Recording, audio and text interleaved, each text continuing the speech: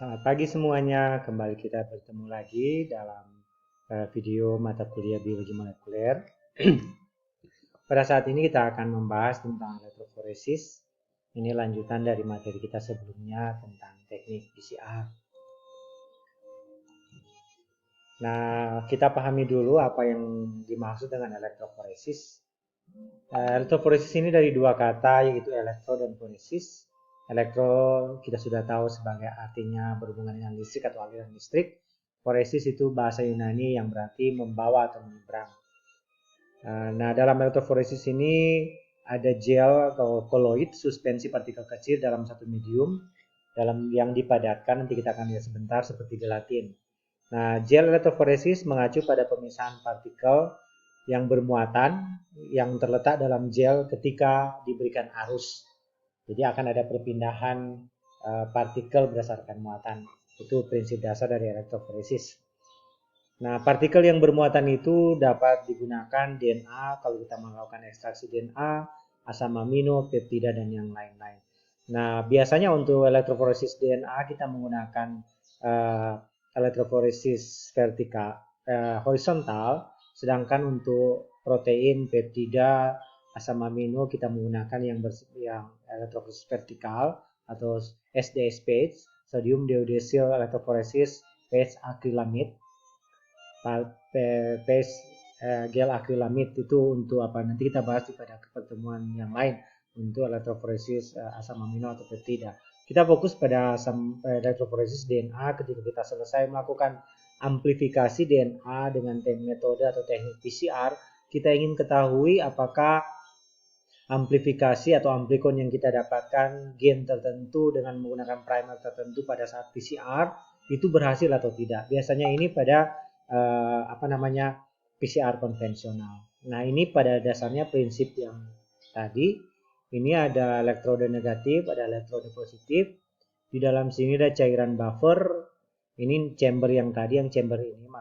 Nanti kita lihat sebentar gambar chambernya. Nanti di sini disuntikan DNA dan DNA ini akan berpindah pada medium agar ini, agaros yang didefinisi sebelumnya. Dia akan berpindah dari daerah negatif ke daerah positif. Nah, perpindahan itu kita bisa ketahui amplikon kita itu teramplifikasi dari PCR atau tidak. Karena DNA dengan base pair besar atau ukuran molekul yang besar itu akan ada pada daerah yang dekat negatif, sementara yang sedang biasa daerah tengah, dan yang paling kecil akan menuju ke daerah yang lebih dekat dengan positif. Ini kalau setelah divisualisasikan dengan sinar UV atau UV chamber, ini kita dapatkan hasilnya. Ini perpindahannya dari daerah negatif ke daerah positif. Oke. Nah, selanjutnya kita melakukan elektroforesis karena pada saat kita melakukan teknik PCR dengan primer khusus, kita ingin mengetahui apakah metode PCR konvensional yang kita gunakan tersebut atau lakukan, misalnya kita ingin mengamplifikasi gen yang mengkode sitokromoksidase dari jaringan tungkai lebah, itu berhasil atau tidak. Kita perlu membuktikan dengan elektroforesis. Beda dengan real time PCR yang tidak membutuhkan lagi elektroforesis kalau hanya apabila untuk mengetahui amplikon itu ada atau tidak dalam proses PCR. Nah, teknik elektroforesis juga untuk memvisualisasi kalau kita bekerja dengan enzim restriksi atau memotong fragmen gen tertentu yang ada pada DNA total, kita bisa ketahui keberhasilan pemotongan enzim restriksi itu dengan teknik elektroforesis. Nah, hasil perbanyakan DNA dapat dilihat berdasarkan jumlah atau daerah region yang terbentuk seperti yang ini. Ini negatif ke positif dari yang berat molekul besar, menengah, dan kecil. Kita bisa ketahui satuannya yang digunakan adalah base pair. Nah, untuk visualisasi pita atau dinamakan band dari DNA, ini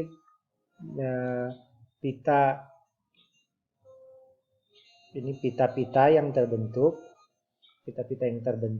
atau yang dinamakan band. Nah, untuk visualisasi itu kita menggunakan foto polaroid atau biasa kita menggunakan UV. Ini produknya. Kalau di visualisasinya kita bisa lihat dari daerah negatif di sini ke daerah positif ini 1857 base pair untuk leadernya untuk pembanding. Nah, ini pembanding leader DNA dan ini sampel 1, 2, 3, 4, 5. Nah, bila kita misalnya pada sampel 1 ini kita lihat pada panjang 1857 base pair ada pita yang terbentuk. Berarti kalau ada gen yang kita amplifikasi dengan panjang gips sekitar ini, maka untuk sampel 1 itu berhasil teramplifikasi dengan pita yang seperti ini terbentuk, pita yang terbentuk. Nah, yang berikut untuk sampel 2 ada amplikon gen fragmen DNA yang sekitar 800-an sekian atau mendekati 900-an sekian. Jadi ini leader jadi standar. Demikian selanjutnya. Untuk sampel 3 tidak terjadi amplifikasi. Berarti untuk sampel yang ketiga gagal kita melakukan amplifikasi dengan teknik PCR. Berikut untuk sampel 4 ada, sampel yang 5 juga ada. Nah, sampel yang memiliki kecerahan seperti ini, bandnya tidak smears atau tidak bias, itu biasanya amplitunya banyak dan teramplifikasi dengan baik. Nah, bagaimana kita bekerja di laboratorium? Nah, pertama alat yang kita siapkan adalah electrophoresis chamber, power supply, sedangkan ada sampel comps seperti apa nanti kita lihat sebentar. Untuk sampel comps itu punya gerigi-gerigi dan dipasang setelah agaros dituang. Ini agaros sebelum dibuat agar sebelum dipanaskan, nanti kita lihat sebentar. Berikut bahannya adalah electrophoresis buffer, biasanya buffer TAE atau TBE.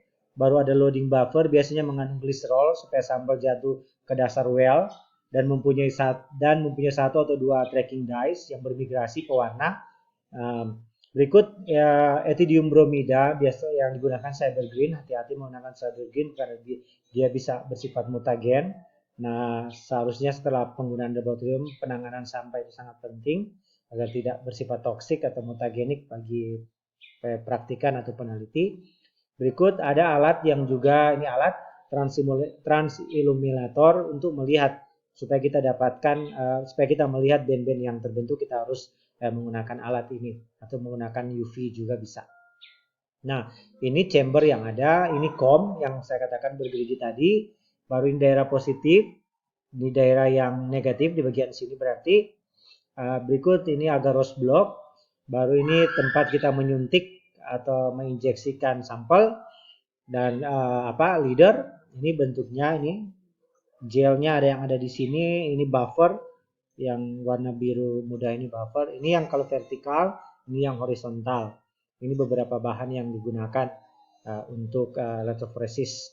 Nah, ini yang di laboratorium biologi Unima, kita punya vertikal, kita punya juga horizontal. Ini yang bentuk horizontal memang ukuran kita besar, power supply-nya yang ini untuk mengaliri aliran listrik, daerah negatif dan daerah positif.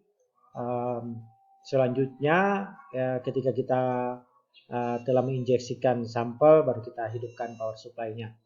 Ini untuk bahan yang buffer yang dikasih di chamber ini. Buffer ini TAE atau buffer TAE ini biasa sudah bisa dibeli secara langsung di supplier. Dan berikut untuk pembuatan buffer TAE itu kita timbang 1,5 gram agaros tadi, baru masuk ke dalam masukkan agaros itu ke dalam Erlenmeyer, tambahkan 100 ml TAE buffer atau TBE buffer, baru dididihkan sampai larut di microwave selama 4 menit. Kira-kira di atas heater, kita akan lihat videonya sebentar. Berikut kita dinginkan sampai suhu 60 derajat. Baru setelah itu, setelah suhu sekitar 60 derajat, kita tuang di chamber. Kita lihat sebentar. Setelah dituang, sel akan memadat. Baru kita angkat sisir. Sisir itu untuk membuat ada lubang sehingga bisa menginjeksikan atau menyuntik sampel dan leader. Baru ini kalau kita pakai 1,5%, ini kalau 1% 0,7%. Jadi yang baik, yang disarankan menggunakan yang agaros 1,5%, komposisinya seperti ini. Nah, bagaimana melakukan electrophoresis? Nah, hasil PCR sampel itu sebanyak 5 ml dicampur dengan loading dye pengantar ini 1 ml, baru dicampur dengan 2 ml gel staining pewarna. Setelah kita campurkan, ini kita sudah campurkan begini, maka kita masukkan ke dalam well. Ini ada well. agarose 1,5% dalam electrolysis chamber. Ini kita masukkan, kita suntikan di sini.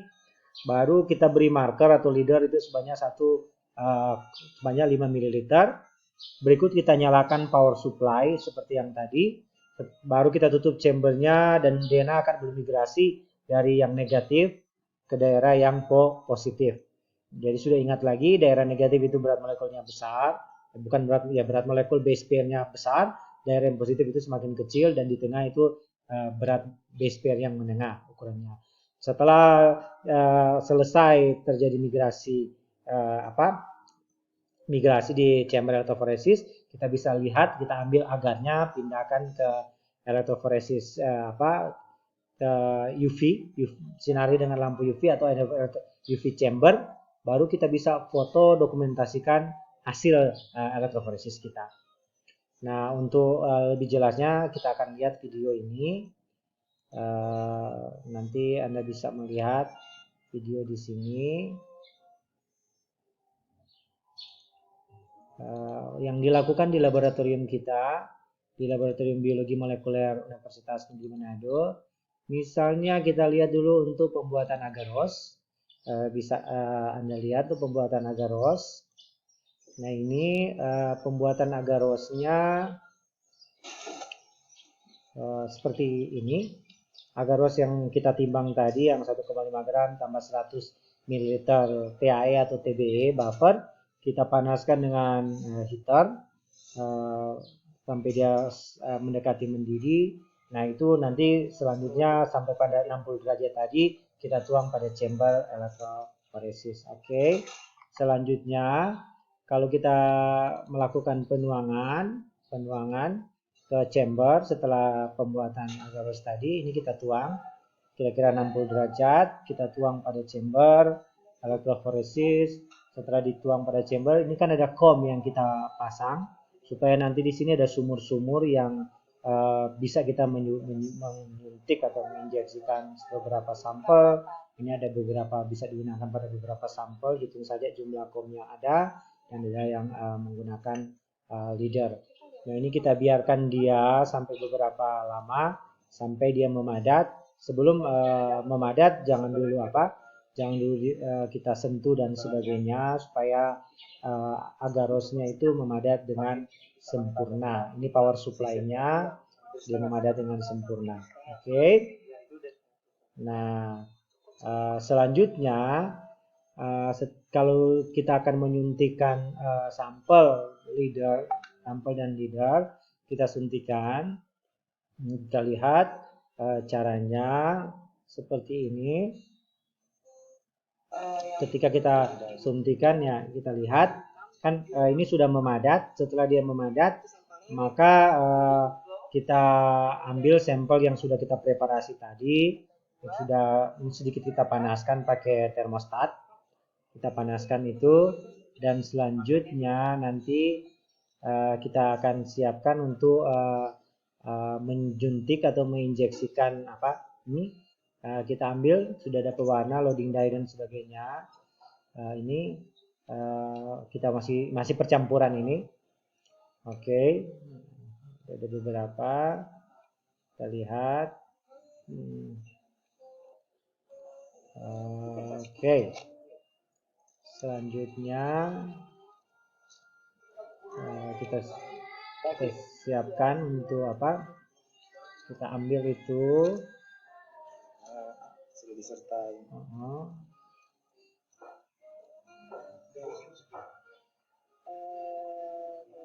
Oke. Ya, ini sebagai pewarna itu tadi. Kita pakai pewarna ethidium bromida, cyber green, bahaya itu mutagen. Nah, setelah itu kita ambil, bahaya, hati-hati bekerja, kita gunakan sarung tangan sampai terkena. Kita campurkan, ini pencampuran DNA tadi yang masih diapa, dan kita siapkan. Setelah kita siapkan ini, kita ambil, nanti kita akan injeksikan pada sumur yang ada di sana. Oke. Demikian materi elektroforesis kita, semoga bermanfaat dan berguna bagi kita semua. Terima kasih.